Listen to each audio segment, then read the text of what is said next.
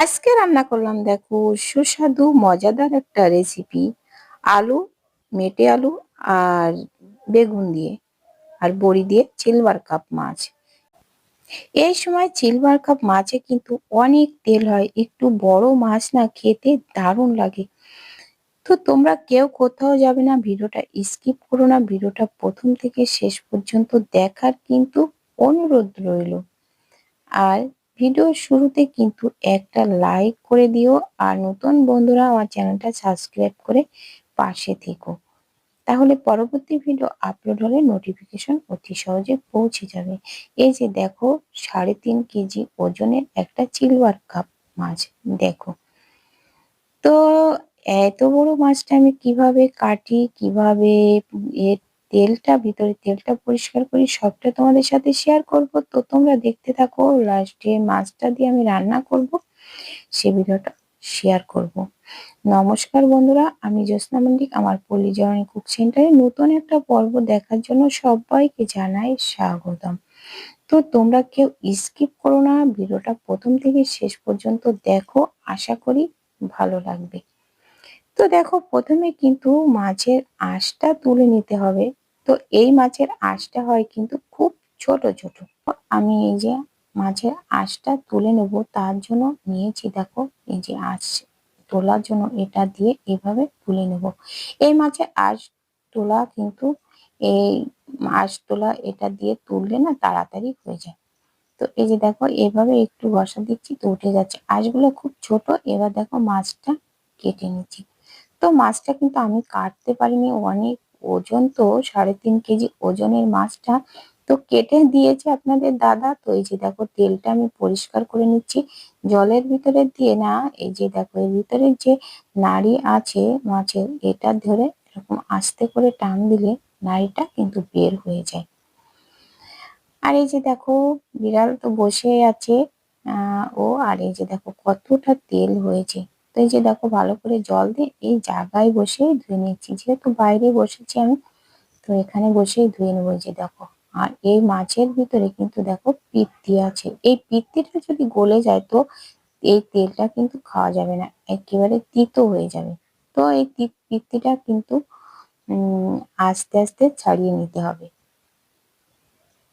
এই যে দেখো মাছটা কেটে না আর কি খানিকটা মানে একটু ছোট করে দিয়েছি। এখন আমি পিসগুলো কিন্তু আমি করব, আর এই প্রথমে তেলটা আমি বেছে নিলাম। তো তেল দিয়ে কিন্তু একটা রেসিপি করব, তো সে ভিডিওটা কিন্তু তোমাদের সাথে পরে আমি শেয়ার করব। আর এই যে একটু খাটো করে দিয়েছে, তো এখন এই যে ফাল করে আমি কেটে নিচ্ছি পিসটা। এই যে দেখো মাছের পেটের ভিতর অনেক তেল হয়েছে, এই মাছ মানে ভাজতে গেলে কোনো তেল দেওয়া লাগে না। তো এই মাছের তেলেই কিন্তু মাছ ভাজা হয়ে যায়। যে দেখো কতটা তেল হয়েছে পেটের ভিতরে, অনেকটাই কিন্তু তেল হয়েছে। এই যে দেখো,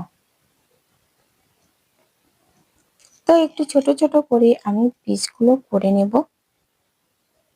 তোমরা দেখতে থাকো, কেউ কোথাও যেও না। এই যে দেখো পেটির মাছগুলো এরকম ভাবে একটু কেটে নিচ্ছি।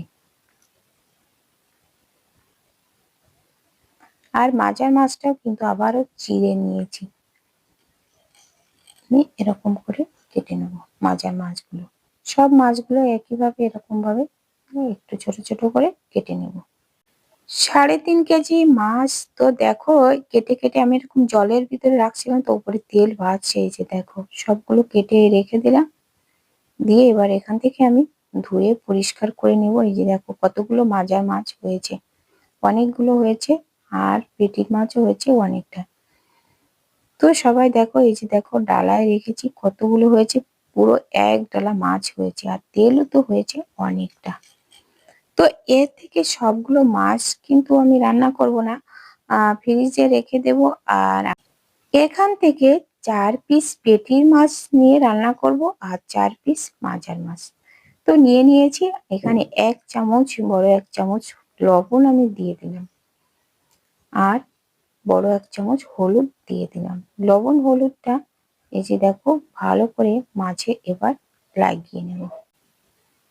লবণ হলুদটা ভালো করে মাখিয়ে রেখে দেব আমি 10 মিনিটের জন্য। আর এদিকে দেখো সবজি কেটে নিয়েছি, একটা বেগুন নিয়েছি, আর এই যে দুটো গোল আলু, আর নিয়েছি মেটে আলু। এই দিয়ে রান্না করব আজকে। মেটে আলু মানে এ আলাদা মাটি, অনেক মাটির নিচে হয় এই আলুটা। তো এদিকে কড়াইতে দেখো তেল বসিয়ে দিয়েছি গ্যাসের উপরে, দিয়ে গ্যাসের চুলাতে দিয়ে এই যে তেলটা ভালো করে গরম করে নিয়ে প্রথমে আমি এই যে পেটির মাছগুলো, 4টি পেটির মাছ নিয়েছি, সেই 4টি আগে ভেজে নিচ্ছি। তো উল্টো পাল্টা করে এই মাছগুলো ভেজে দেখো আমি নামিয়ে নিচ্ছি। তারপরে এই তেলের উপরে সে মাজার 4টি মাছ রয়েছে সেই মাছটা ভেজে নেব। তো এই যে দেখো এই 4 পিস মাছ দিয়ে আমি রান্না করব, মানে মোট 8 পিস মাছ দিয়ে রান্না করব। 4টি পেটির মাছ, 4টি মাজার মাছ দিয়ে রান্না করব। দেখো আমি অল্প তেল দিয়েছিলাম, তো দেখো এই মাছ ভাজতে ভাজতে দেখো কতটা তেল বের হয়েছে। মানে মাছ দিয়ে তেল, যেহেতু বড় মাছ, ভালো মোটামুটি 3.5 কেজি ওজনের মাছ, তো ভালোই তেল হয়েছে।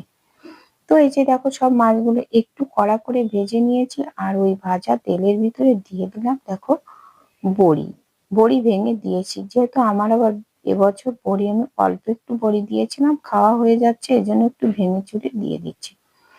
আর একটু গোটা জিরে আর শুকনো লঙ্কা ফোড়নে দিচ্ছি। দিয়ে এই যে বেগুনগুলো প্রথমে দিয়ে দিলাম, দিয়ে একটু নেড়ে চেড়ে হালকা একটু ভেজে নেব। তো আস্ত বড়ি দিলে খেতে একটু ভালো লাগে, কিন্তু কিনা বড়ি ভালো লাগে না খেতে, যেহেতু বাড়ির বড়ি দিয়ে রান্না করি আমি। তো বড়ি আমার ফুরাই গেছে, এই জন্য একটু ভেঙে চুরে দিয়ে দিচ্ছি, বড়ি সেন্ট হলে খেতে ভালো লাগবে। তো দেখো পরে আলুগুলো, গোল আলু দিয়ে মেটে আলু দিয়ে আমি একসাথে সব ভেজে নেব। যেহেতু মাছের ঝোলের, তো এটা বেশি ভাজা লাগবে না, এজন্য একসাথে দিয়ে দিলাম। তারপরে লবণ হলুদ দিয়ে একটু হালকা নেড়ে চেড়ে ভেজে নেব। তো মাঝে মাঝে একটু ঢাকা দিয়ে ভেজে নেব, তাহলে একটু ভাজাও ভালো হয়। তো এবার দিয়ে দিলাম শুকনো মরিচের গুঁড়ো, শুকনো লঙ্কার গুঁড়ো আর জিরে গুঁড়ো দিয়ে আবারও ভালো করে নেড়ে চেড়ে, তো এই যে ঢাকা দিয়ে একটু ভেজে নিলাম। নিয়ে এবার কিন্তু পরিমাণ মতো ঝোলটা দিয়ে দেব, যাতে করে বেগুন তো বেশি জাল খাবে না, কিন্তু মেটে আলুটা একটু জাল খাবে। তো এজন্য একটু ঝোল যতটা করব তার থেকে একটু বেশি কিন্তু জল দিতে হবে, তা না হলে আলুগুলো ভালো সেদ্ধ হবে না। তো এই যে দেখো জলটা কিন্তু এই যে গাবলাই করে আমি দিয়ে দিলাম। এবার দেখো দিয়ে এবার ঢাকা দিয়ে রাখবো। ঢাকা দিয়ে রেখে দেখো 5-7 মিনিট পরে আমি ঢাকনা খুলে যে দেখে নেব, চেক করে যে আমার আলুগুলো সেদ্ধ হয়েছে কিনা। তো আর যে ভেজে রাখা বড়িগুলো, সে বড়ির ভেজে রাখা বড়ি যে ভেঙে রেখেছিলাম সেইটা দিয়ে দিলাম। যেহেতু আমার এখানে আলু সেদ্ধ হয়ে গেছে, তো এবার কিন্তু মাছগুলো আমি এর ভিতরে দিয়ে দেব। আর আমি এখানে কিন্তু কোনো মশলা আর ব্যবহার করব না। এই যে দেখো মাছগুলো কিন্তু দিয়ে দিলাম। তো দিয়ে দেখো আবারও কিন্তু একটু ঢাকা দিয়ে রাখবো, যাতে করে মাছের ভিতরে একটু মশলা ঝোল ঢুকবে। তো এজন্য একটু দেখো একটু মানে ঝোলের ভিতরে একটু তলিয়ে দিয়ে, তো এই যে আবারও ঢাকা দিয়ে রাখছি। তো ঢাকা দিয়ে দেখো এই যে এবার 5 মিনিট অপেক্ষা করে, তো আমি এই যে ঢাকনা খুলে নিয়েছি। তো আমার রেডি হয়ে গেছে, রান্নাটা নামিয়ে নেব। তো বন্ধুরা তোমাদের কাছে কেমন লেগেছে কমেন্ট করে জানাতে ভুলো না, আর একটা লাইক দিতে ভুলে গেলে লাইক করে দিও। আর নতুন বন্ধুরা আমার চ্যানেলটা সাবস্ক্রাইব করে পাশে থাকা বেল আইকনটিতে ক্লিক করে রেখো, তাহলে পরবর্তী ভিডিও আপলোড হলে নোটিফিকেশন অতি সহজে পৌঁছে যাবে। তো বন্ধুরা আজ এ পর্যন্ত, দেখা হবে পরবর্তী ভিডিওতে। ততক্ষণে তোমরা ভালো থেকো, সুস্থ থেকো। নমস্কার বন্ধুরা।